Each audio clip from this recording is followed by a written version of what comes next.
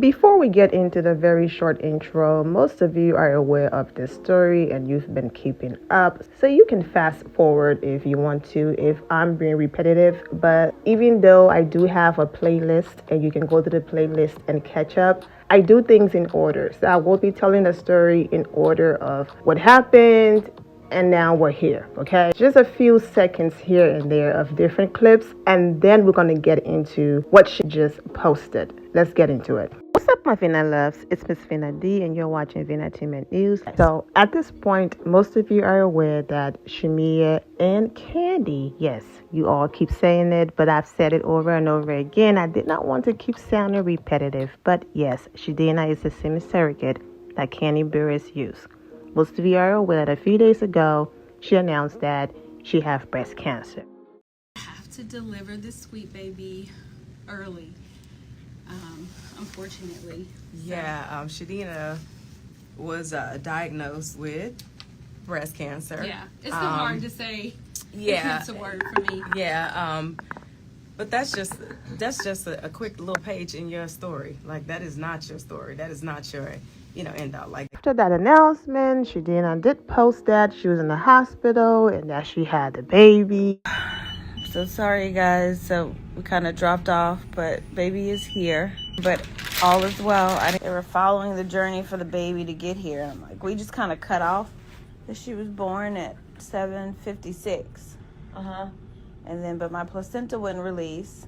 oh my goodness. We're going to rest, but we're going to move right into the next journey of getting me prepared for this treatment.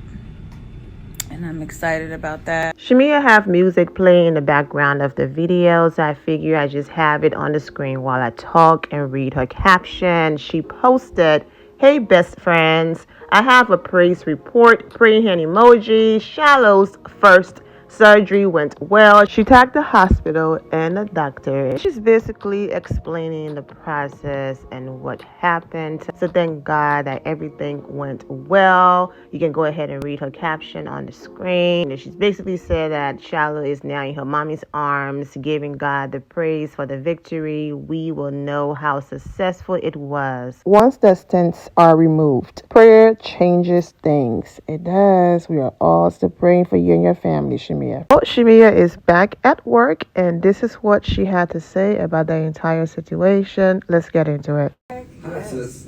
Hey, everybody. Yes, I am back. I know you didn't expect to hear me so soon. No. But I'm happy to be back because it is a great distraction. I took my maternity leave. My last day was the 13th, and Shadina and I checked into Northside Hospital then, all because she got diagnosed with breast cancer and had an aggressive form, Right. and needed to be able to start her chemo pretty quickly. Right. So got to Northside. Shiloh was born on Valentine's Day. Valentine, baby. As soon as she came out, she let out a little, like a soft cry, and it was cool. I was like, oh my God, yay, we got to cry, we're good. Right. And shortly after they took her over, because they always have the NICU and all the pediatric nurses and doctors around when it's an early, a premature baby born. But I was cool because I was like, well, she's 6 pounds, 8 ounces. She healthy. We good. We going home. They took her over. She wasn't crying anymore. They were like rubbing her back, rubbing her pretty aggressively. And I was like, what's going on? And as the time continued to go, it felt like forever. But they were just like, they kept their calm. And I was like, wait, something's not right. Because everybody's looking at each other like, they're shouting out to call whoever. And I'm like, was something happening? They're like, yeah, it's fine, Mom. Everything's fine. Then they start giving her oxygen on her face. And she's like turning a little gray. And I'm like, wait a minute, something's not right. They finally get her up there. They have her on 100% oxygen. The next day, like, Mom, we'll be back. We'll call you when we get her upstairs and settle. When I saw her the second time, she was intubated. She was on a ventilator. Right. And I was like, what happened? They were like, well, we don't understand why she's not, able to breathe without it, but she's going to be fine. We're going to run some tests. They did the scans, and she had coronal atresia, which I'll go into a little bit detail later, but basically both her nasal passages were blocked. Right. And I knew she would need surgery for that. So we found that out like a day or so after, like 2 days after. So she was born the 14th, intubated the 14th, and then like on the 17th we found out she needed surgery. Right. Mind you, I was leaving for All-Star. Right.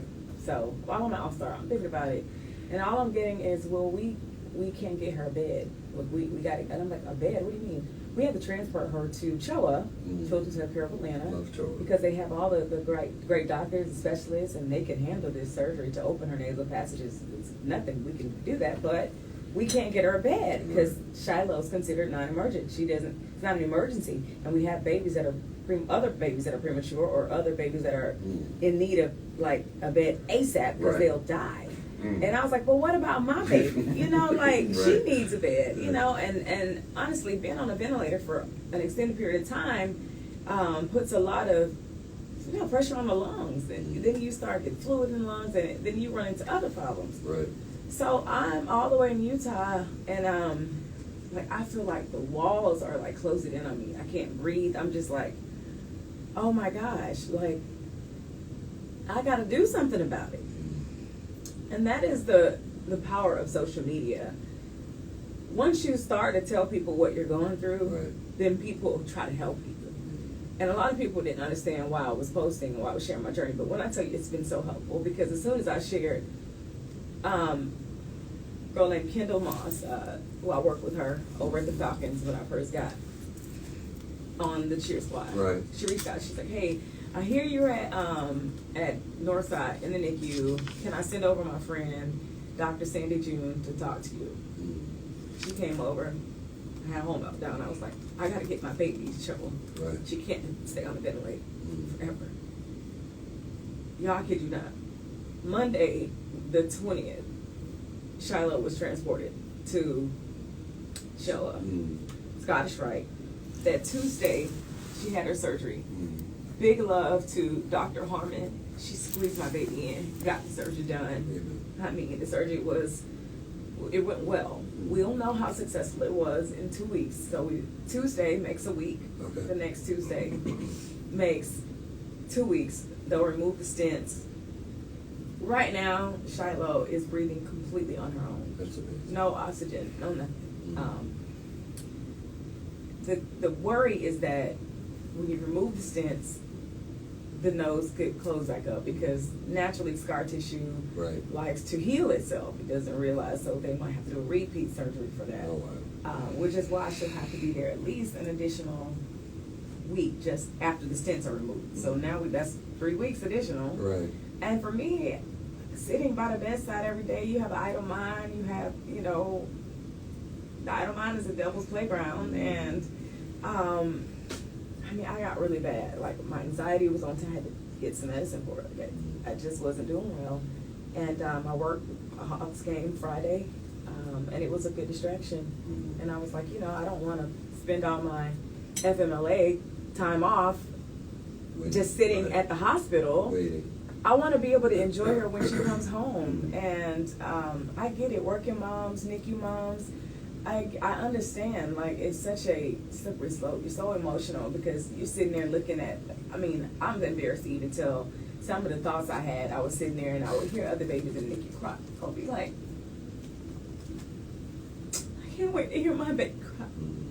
Like, with Shia, my first girl, I was like, how do I make her stop crying? And that way. I was about to say, you're asking for it now, but later on you were like, Shiloh, I'm like, oh man.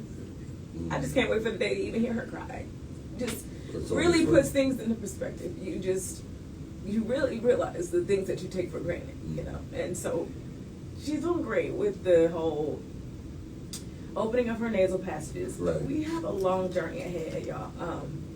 She has some other diagnoses, and none of them are like completely life-changing. She has to have some serious surgeries along the way. Right. So it's going to be a journey, but she's a fighter like her mom, so I know she's going to be okay. It's crazy because I looked for the smallest of signs from God. I looked at the diapers that she had on from Northside, and I never noticed it, but the diapers say Shiloh. Literally, the diaper says That's Shiloh. brand? Pampers. It's the Pampers brand, and it says Shiloh? Shiloh and Freddie. Nice. Apparently, that's like an elephant cartoon or something. I don't know. I'm gonna look it up, but I was like, oh, okay, I see you, God. I get it. Yeah, she's supposed to be here, and I'll go into detail a little bit later about the other things that we are going to be challenged with and have to deal with, but I mean, I don't take for granted a healthy baby anymore. Like, I'm just happy to see you. well, I'm happy to be here. And I saw her for like literally 5 minutes at all. Showed up in Utah expecting to fully have to babysit you. No, well, I was like, if she's going to be here, I know what she's going through. I'm going to have to be her wall and lean on her rocks while I'm out here. And literally, I saw her 5 minutes. We went to lunch, and they were like, bye. Yes, I was like, damn. You know, and that was the thing. If you don't advocate for your child, nobody else will. Mm-hmm. Because had I not gone home, Shiloh could still just be sitting on the ventilator at Northside. Right. Like, me going home, me becoming proactive, like posting, making people aware of what I needed and what was going on, helped me get her to Scottish, right? And so it all helps on this journey. Well, we're here for you, sis. We'll learn more about what's going on, the other parameters, the other ramifications and things that are attached to Shamia's surrogacy journey.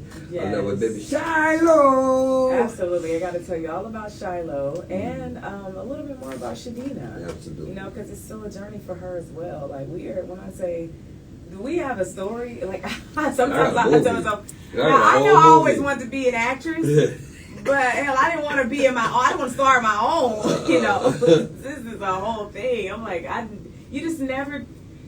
Let me tell you, I should have got an NAACP Image Award yesterday for Best Actress in my own drama series because it is great. Yes. The movie is called Shamea. Oh, MG. But yeah, we're gonna talk about the NAACP Image Awards at 6:40 in the tea with Shamia. But yeah, y'all stick around. Yes, indeed. It's going down 6:30 now with the big ticket. I mean, wow, what a story. I'm glad that she's keeping a positive outlook because remember when she announced the pregnancy and she posted how you were having a baby via surrogacy. It's been such a long journey, 7 rounds of IVF, failed transfers, etc.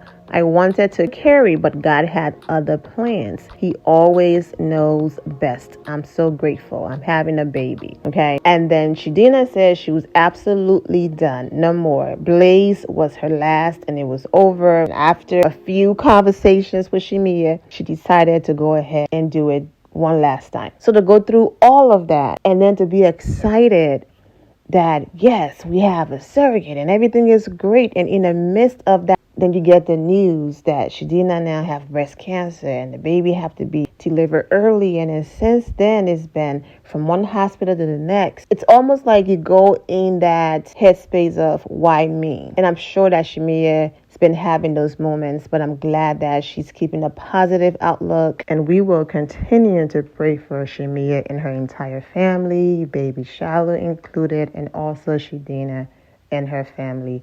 I'm wishing all of you well and take care. My loves, thank you all for your love and support. If you're not subscribed to the channel, go ahead and subscribe to the channel. Go ahead and leave this video a thumbs up.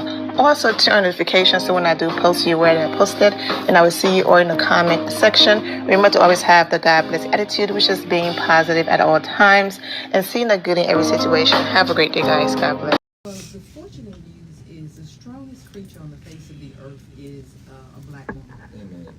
So when we deliver babies, yes ma'am, when we deliver babies, we always pray that it's a girl and then it's a black girl because the statistics show that black girls are the strongest creatures. And so we'll have a healthy baby black girl who will probably go home with her mother.